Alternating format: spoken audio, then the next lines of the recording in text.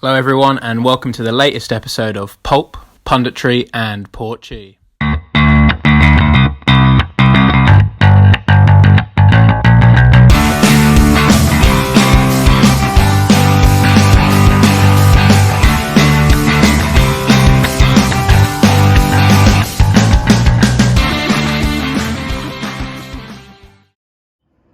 Hello everyone and welcome to the latest episode of Pulp, Punditry and Porchy. I hope you've had a lovely Easter weekend, had lots and lots of chocolate, how it should be. Got a really exciting interview for us today. We have got our Clarkie back, so our kitman TC, Tony Clark. So we're just going to go through his career. You'll be excited to know that he was actually a jockey before he went into football. We're going to talk through that, all of his time at several league clubs and how he's got into non-league football as well. So just remember to like and subscribe to the podcast. And here we go. So here's our chat with TC himself, Tony Clark. So we've got Clarkie here, obviously. He's come back. We've got our Clarkie back.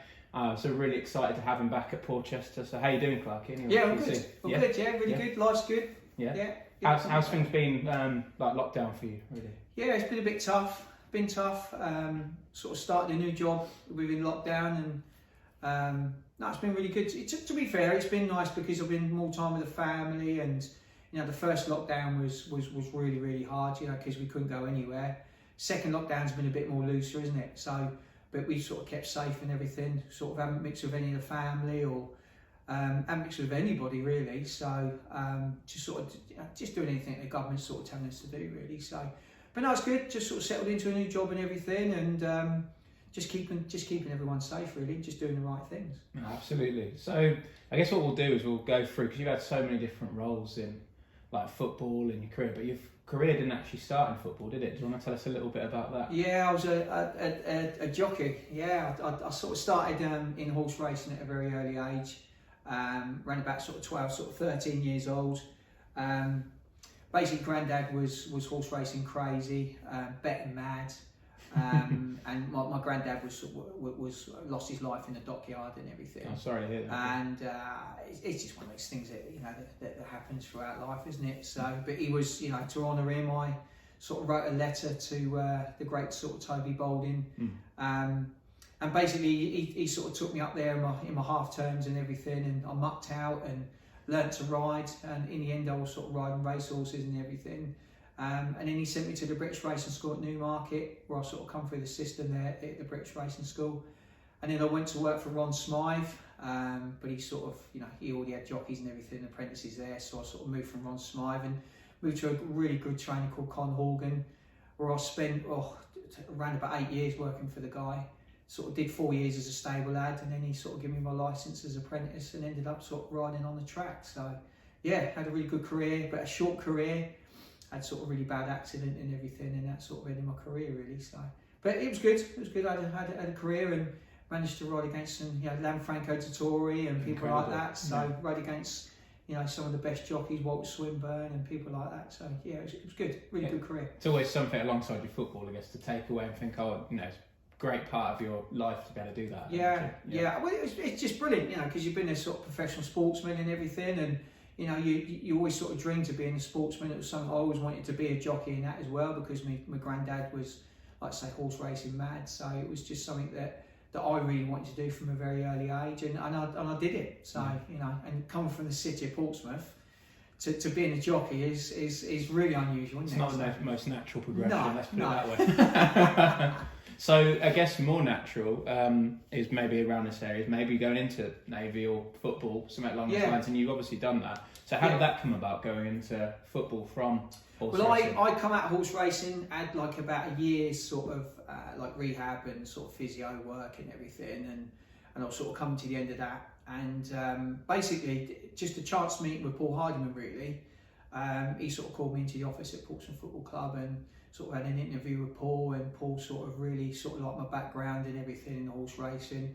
And it's really weird because we're both Cottner lads as well, because I lived in Cottner, he lived in Cottner and everything. And you know, I watched Paul as a kid on the terrace in at the Fratton End, and you know, Paul Hardiman to me was massive to me. To sort of go and meet Paul, and he sort of offered me a part-time job at Portsmouth Football Club coaching, sort of pushed me through my coaching badges and everything. And was a really good help with my coaching badges. And then within like 6 months, I ended up sort of full time with Paul. Yeah. And I ended up sort of around about 7 years working under Paul Hardyman at Portsmouth. So, you know, to work with him and to work alongside him all the time, and you know, you had Mark Chamberlain and Brilliant, you know, people like that was sort of doing the development. So I was, you know, and also Sean Gow, who's now the Gosport manager. So I come through with those guys, and it was quite magical to me because I got brought up properly and sort of shown the right way to coach. So it was a really good sort of disciplined time for me, and to work with coaches like that was just brilliant. So because their experience as pro footballers, and then coming into like the coaching role, I had a really good upbringing with those guys, really. So very, very lucky. I guess you've got to be reflective, haven't you, and think actually you've been so lucky to work with people like that, and beyond as we go forward, I guess in the interview as well. Like, I guess it's the education, isn't it, and how you take it. Yeah, of course it is. Well, you got like Gailey, who's been like a manager, who's been at Havant Waterloo Vale, and he took them all the way to Liverpool in the FA Cup, and you know, you look back and I don't think at that time you realise how good these guys have been, and how, you know, Paul's played like in like Division 1, which is like the old Division 1 back then, you know, under the great Alan Ball, and Mark Chamberlain played for England, played for Stoke City and Portsmouth, and it's not until you're older that you realise how special these guys were,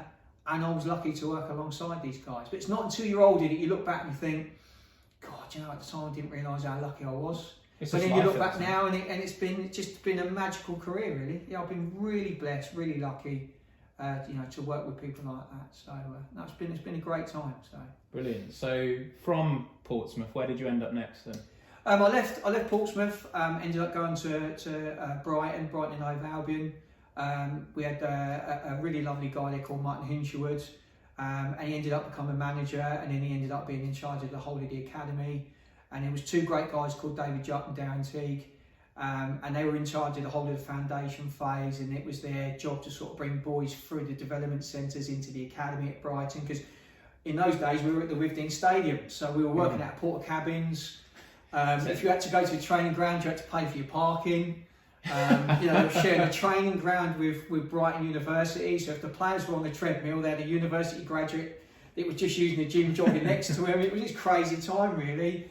But it was lovely. It was just lovely because you were working at the Withdean Stadium. Everybody knew each other. It was really close knit.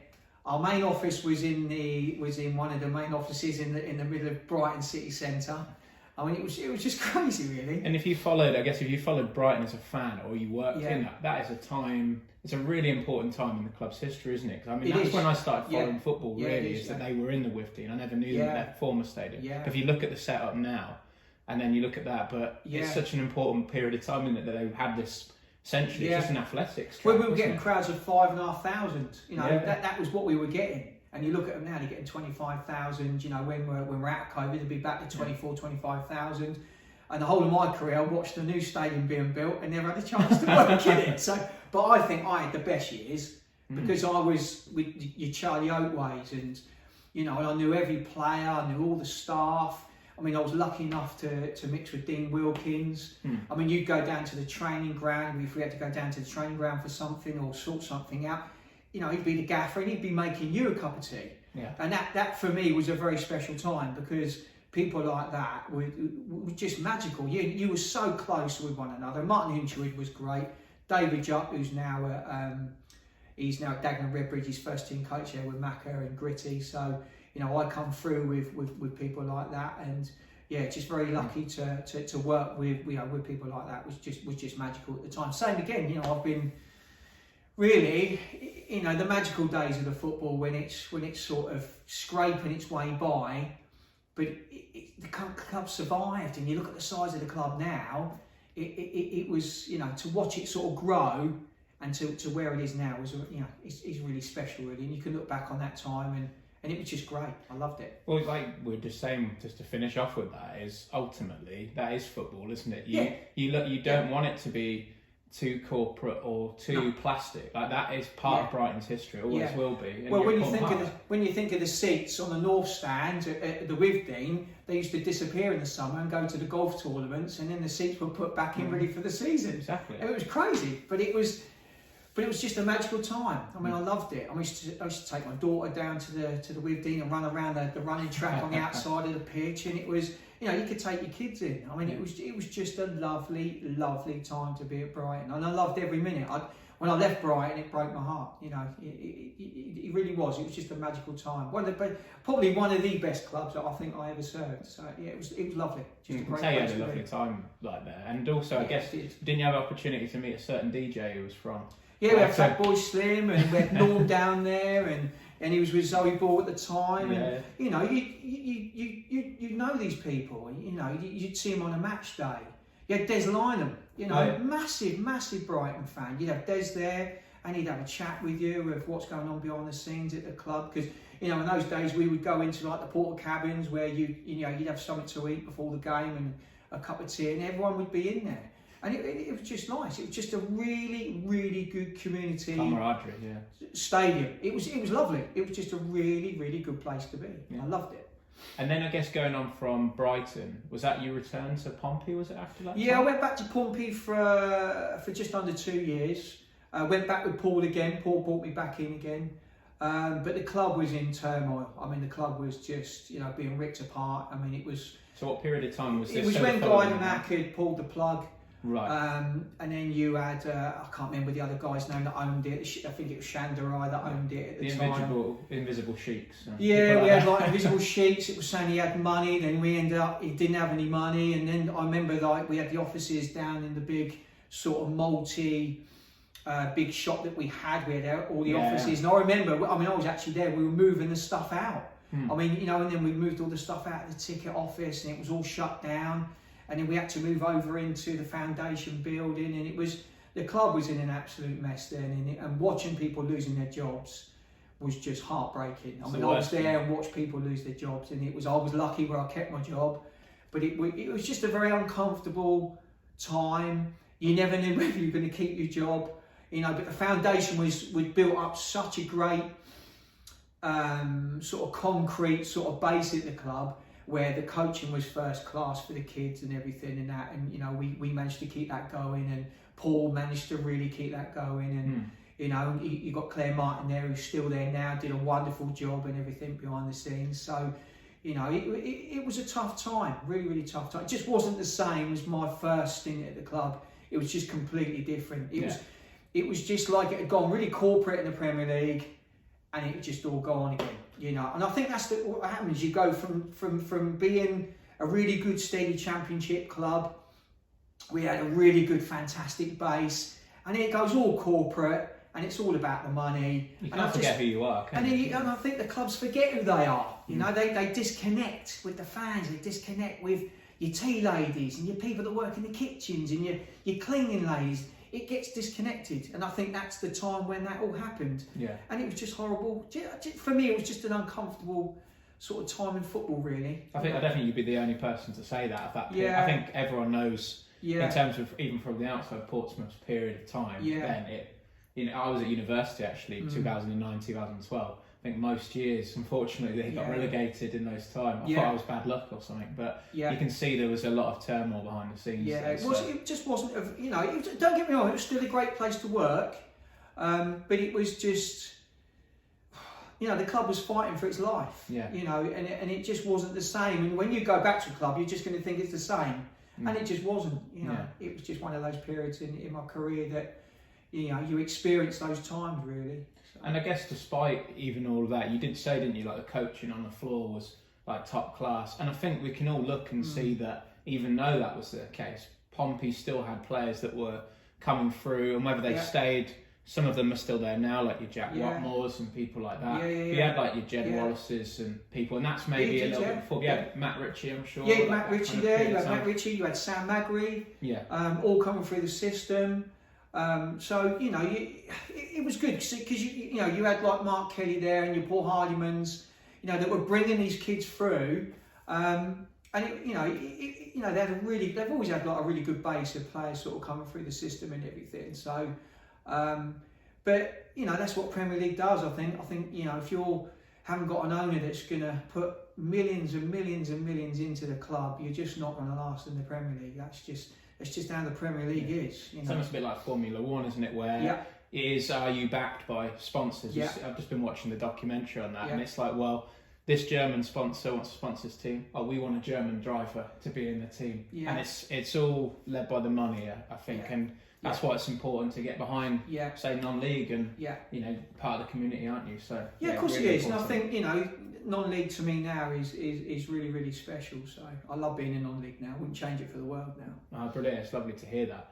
So Portsmouth, I guess that was like 2010, that time you were just talking about. So where did we go after that? Then I left there, and then I basically sort of like worked for like a French academy and everything. Oh, wow. Really, really lucky, and that was sort of connected with Le Havre Football Club. And then basically sort of did like around about sort of 6 months, sort of working on, you know, with French kids and everything, and they were sort of being sent over to England to be sort of coached by English coaches and everything. Was that quite a different role for you, or in terms of, because of the fact it was going into kind of continental and European, was that new for you at the time? Yeah, it was really new. Yeah, it was really new because you had to sort of try and communicate with French kids. Yes. How's your French? It wasn't very good, to be honest. But the nice thing is you get like a French interpreter that comes over with the players. And I was lucky enough to be able to use that interpreter to be able to get out what I wanted in the coaching and everything. And it was brilliant. I loved it. You know, working with, they're just so disciplined. You know, the European kids are completely different. I mean, their discipline is, I don't know, they just seem to sort of get it really, really quickly. I mean, it's a very sort of, I think it comes from like their parents' sort of background in France. I think it's a more disciplined, more family orientated, and they come for the academy system there, where the kids, if you watch the academies abroad, they go and live in at the age of 11 and 12. We had like Clairefontaine, however you pronounce it anyway. I know that was similar to we used to have before we had St George's Park here. There was another one, wasn't there, like Owen and Carragher's and people like that went. Yeah. But it does seem, like you said, that they do go, and then they're kind of brought up within that academy system. Yeah, it's a completely different system because they live in that system. Whereas our kids will live with a family in digs and everything, whereas in France they'll actually live at the academy. At Le Havre, I mean, I was lucky to go out to Le Havre with David Jupp, and we stayed out in Le Havre, and you know, they have literally, they move in at the age of 11 and 12, and then they move up into the different sort of living quarters, and then they go right the way up to under 18. So they live in at the age of sort of 11 and 12, right the way through to 18. And I think, I guess, with the French, not that this is, again, I don't really know enough about this, but I was watching before when Arsene Wenger came into Arsenal, and obviously he brought in a big French contingent, like your Petits and Vieiras, and I remember people like Tony Adams and people like that saying that like they were startled and amazed by like the fact that they just didn't drink or they didn't do this. No, there's no drinking culture. There's no. If you were to drink in front of foreign players, they would look at you as if say, "What the hell are you doing?" You know, that's changed now. They've just not got that culture. They're more of a family sitting around a table culture with their parents, with their family, with their grandparents. It's just that culture. You know, it's a very disciplined culture. It's so different. You know, and they very want to please you. They really want to work hard. You know, don't get me wrong, the English kids do, but it's just a different culture between their academy system and our academy systems. I think living in at that age, you get that really good discipline. I think you get that really closeness with your coaching staff of how they want you and what style they want you to play in. The values, I guess, as well, because you are, like you said, living in, and there's probably at that academy, there's core values you follow, and you're molded. You follow that discipline all the way through, you know, and they just, you know, like I say, there's no drinking culture, there's no going out culture. There's just none of that there, you know. It is completely different. It's literally completely dedicated to football and getting to where you want to get to in your career. That's the way that they are. You know, that's. You know, and I like that system. I think that system works really, really well. Hopefully in England that it's something, you know, I think a lot of the Premier League clubs now do that now. I think they're sort of, you know, going around to that system. But I think like your lower league clubs, you know, a million miles away from anything that they're doing, you know, they're doing it at a club like Le Havre, who's in the French sort of second division really, you know, but they're light years ahead in anything that they're doing really. Yeah, it'd be interesting to see how that kind of progresses here. Yeah. And then I guess, so that experience then, that would have been really valuable. And then where did it lead you to follow? I come out and then I had a really, a friend of mine called Dave Goebel, and he sort of said, look, there's a job going at Chelsea Football Club. And it was really weird because like you had to go through like 2 interview stages. And in football, you get like your jobs of not what you know, but who you know. And I had to go to like a massive interview, and you know, you imagine going in the gates of Cobham, you know, Chelsea training ground and everything. And this is pure like well into Abramovich kind of era. Yeah, Abramovich. Yeah. I mean, you know, to go to somewhere like Cobham, and then I went through the interview stage, and I was with Dan Jackard, and then Dago that took me through the interview stage, and it was lucky that I landed the job there. Ended up part-time in the beginning there, so sort of going like full-time football into sort of part-time, and then after a while, literally after around about 8 months, they took me on full-time, and then I ended up having 5.5 years at Chelsea, which was just brilliant to go from sort of like your sort of Division 1 and Championship clubs, and then you're going to something like Chelsea, which just different world really. And what were some of the highlights, I guess, because I know in your role, and just explain your role really. Yeah, I started off there, you know, I worked in the foundation, and then we ended up sort of, Dan Jackard, you had to sort of prove yourself there for around about a year. You had to really make sure that their philosophy was coming through in their development centres, also their soccer schools and things like that. Really disciplined, really well run.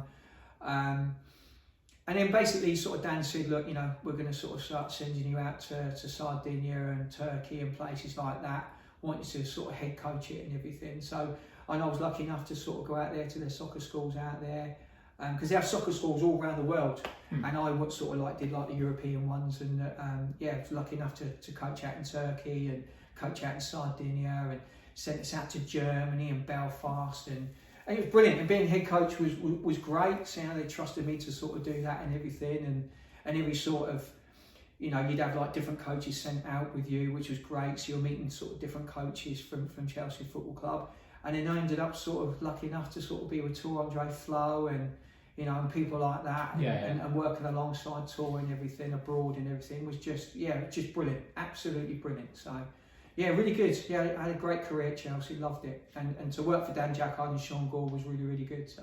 And a brilliant time, I guess, just to round off with that, because we all know that Chelsea and probably Man City in the last 10, 15 years, their academies have kind of been leading the way when you see FA Youth Cup wins. So I guess being a part of that period of time where you've got those players coming through, and I know we're only starting maybe in the last few years to see those players fully embedded in the first team. It must have been such an experience and a different class in terms of seeing that youth system. Yeah, it's really good because they have like a road that goes through the middle of Cobham, and then you've got like the players are on one side of the academy side, and you've got the first team set up the other side of the road. And basically, the job is to get those boys across the road into that first team. So their philosophy there is just fantastic. I mean, you know, the whole setup is so professional. It's, you know, it was just a lovely time to be sort of connected with a club like that and everything, and yeah, to work abroad for them, and you know, you just never think that you're going to work with clubs like that. So for me, it was really good. So a really good experience. Loved every moment of it. You know, but just been very lucky, really, very blessed. So yeah, it's really good time. Brilliant. So I guess after going from Chelsea, you went to some other clubs. I know you went to Ebbsfleet. Yeah, I come out, went to Horndon for a little while under Burmy. Really good. Right. Burmy's, you know, fantastic coach. Fantastic. Really good. Really wants the way that he wants to play and everything. So I had a really good time under Burmy and Manor and everything. So I really enjoyed myself. So did you relocate back down? Yeah, well, I always lived in Portsmouth, so I always travelled. And then I had literally a phone call out of the blue from one of my best mates, Dave Jupp. And he said, look, you know, like we'd like a kit man and somebody to do the match analysis for us at Ebbsfleet. Would you be interested?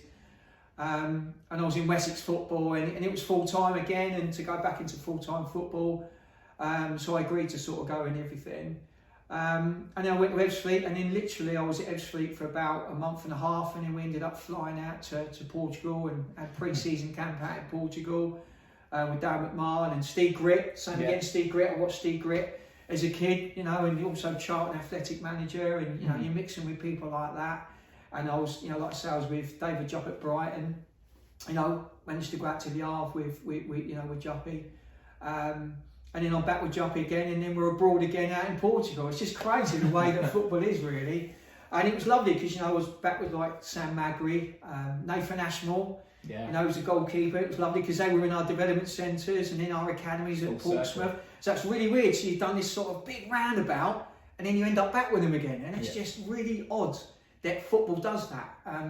And it was lovely, because they had a fantastic training ground at Ebbs. Stadium was for conference football, it's all league football. I mean, it's set up for the Football League. Yeah. But I only had a short stint there. Same again, the club went into sort of turmoil again, and they all know the story. The players never got paid, and and it was sort of a bit of a torrid time. So I ended up sort of leaving Ebbs, and that was it really. Sort of come out of football full time, and it was sort of time to sort of go get a normal job. Yeah. And how have you found that transition, I guess? Has hard. that been the last few years? Really hard. Really, really tough. I'll be honest with you, I didn't cope very well. Yeah. I think anyone would find such a change to when you've been, all you've known is probably in and around the football scene. Yeah, you've been around people in football like for 22 years, and then all of a sudden it's sort of not there, and it's, and I'll be honest with you, I've had a really tough time, and sort of fell into a bit of depression and everything, and found it really, really hard. I'm not going to lie about it. Found it really hard to talk about depression, and really went through a bit of a tough time for about a year.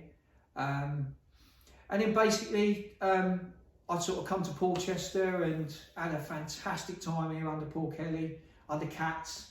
But I just was finding it really hard, really hard sort of transitioning into sort of non-league football. Even when I was at Horndean, and I was finding it tough, really hard. I just found it hard to communicate with people, and behind the scenes, I just wasn't coping very well, sort of being out of football full time, and then sort of going into like a normal job, and then you're trying to do non-league. It's so different. It's so hard to sort of transition. Really, really and I tough. guess you're doing 9 to 5, and then you're changing. Even though you've been in football, you're suddenly like, right, I've got to get my kit man head on. And then do that. Then you're doing that. New people to communicate with. And then you're tired, because you're trying to do both things, and it's like, hang on a minute, how do you balance family life with being like a kit man and then doing a normal job? It's like, you're trying to be a dad at home to like, my daughter and everything, and trying to keep the wife happy, and it's hard. It's really, really tough. But then I left sort of Portchester because I was just finding life really, really tough then. Then got a really good phone call from Moby, sort of ummed and ahed whether to go to Moneyfield, and I thought, no, I'll go to Moneyfield because it's right at the end of my street, and I thought this is going to be really handy for me. Sort of went in. First couple of months was sort of hard transitioning back into it, and I'll be honest with you, I absolutely loved it at Moneyfields. I just absolutely got on really well with everybody. Alan, Mickey, the groundsman, the chairman. Moby was absolutely brilliant. He knew I'd gone through a bit of a tough time and everything, finding it hard to sort of cope with things. He took his time with me. Gavin Spurway, Potey, absolutely brilliant. Sam Pearce, captain, just magical, absolutely brilliant. And I had like about a season there, and I loved every moment of it. I think it was just that time where, being at the end of the street, didn't really have to do a lot of travelling. Okay, we did a lot of travelling in the Southern League, but I think where the club was literally on my doorstep, I think that helped me sort of transition back into it and gave me time to sort of settle back into non-league football really, and what is non-league football really about, and it was great. And Moby's just been phenomenal, absolutely phenomenal. So, and the players at Moneyfields were just absolutely out of this world. Loved every one of them. To work with, with Barks and your Marley Ridges and your Sam Pearces and Dinsmore, and I could go on about all of them, and Brigo and all the boys and everything. Just great. They really looked after me there, and loved every moment at Moneyfields. Really good. Really, really did. It was just a great place to be.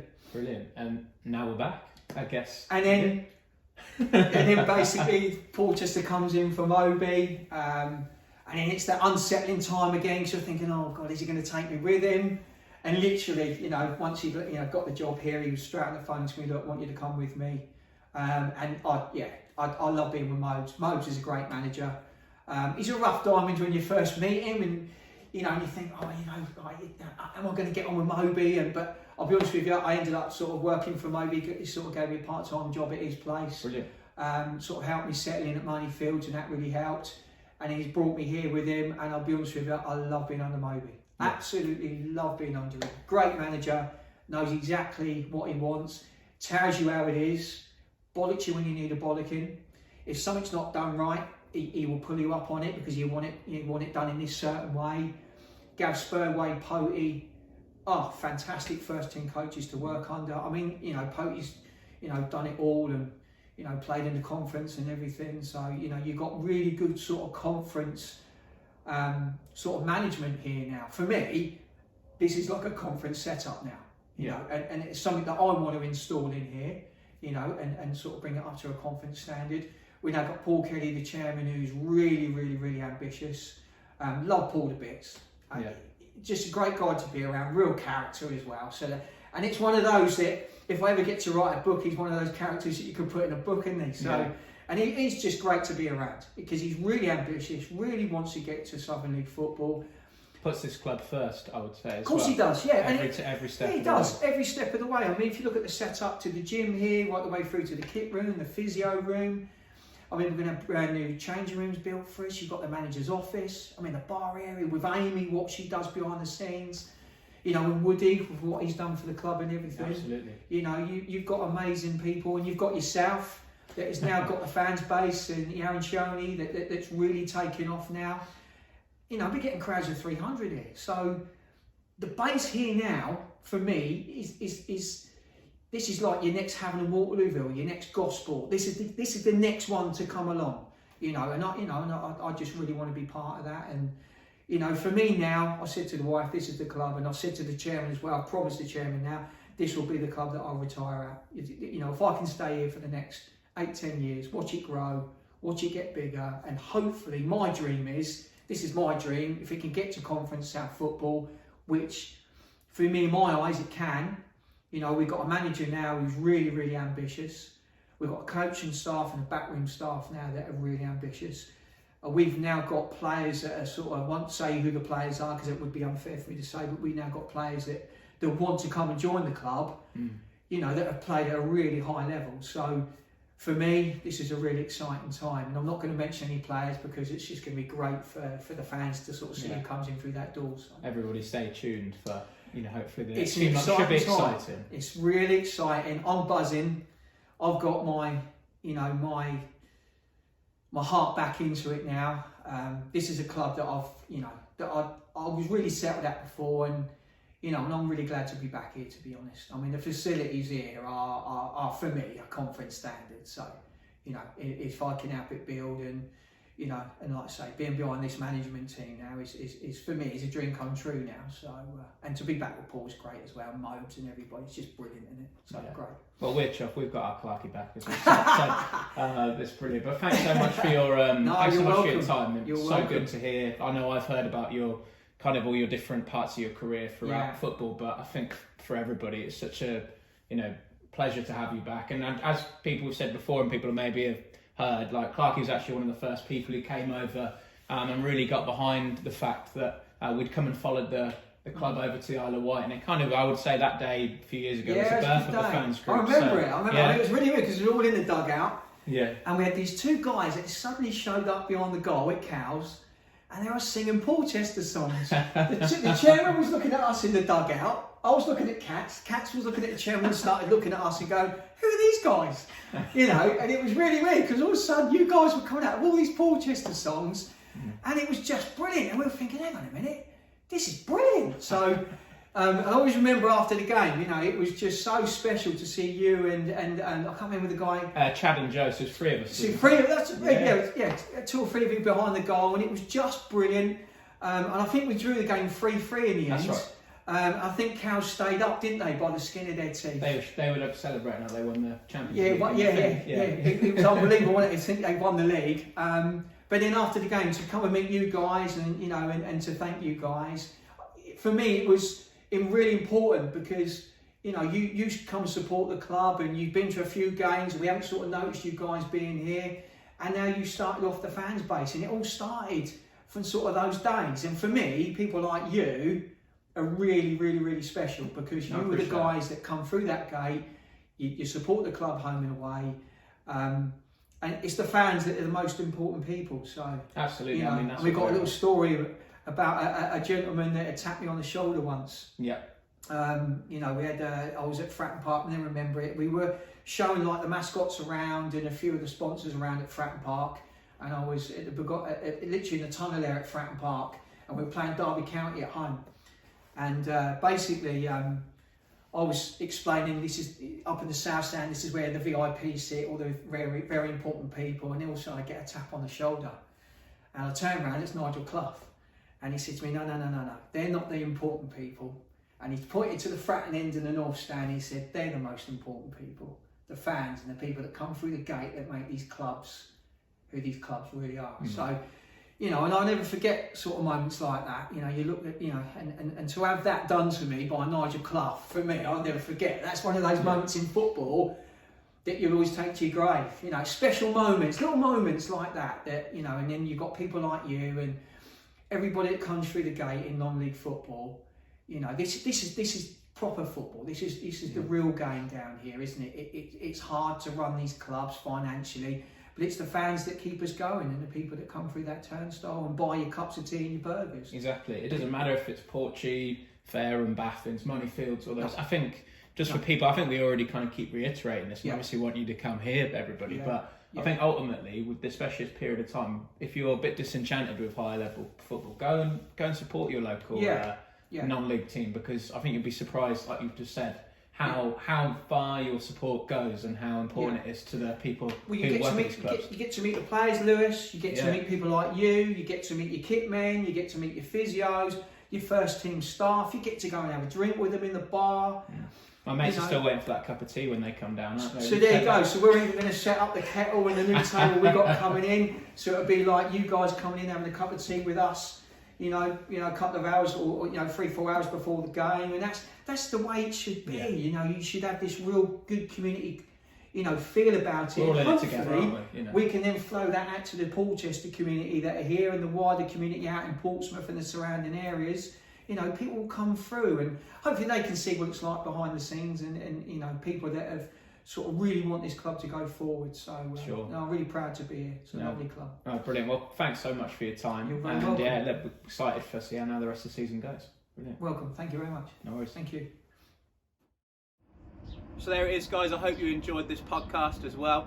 Remember to like and subscribe. It really helps us in terms of trying to grow the podcast, so pass the Porchy on.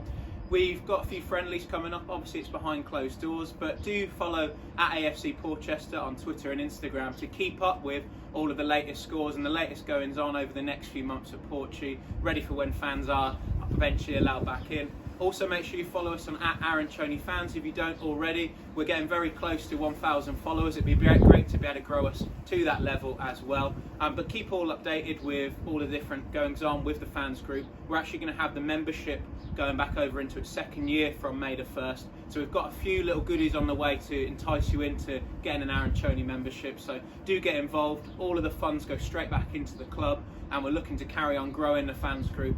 So please do come and get involved. But until next time, guys, stay safe. Forza Porchy.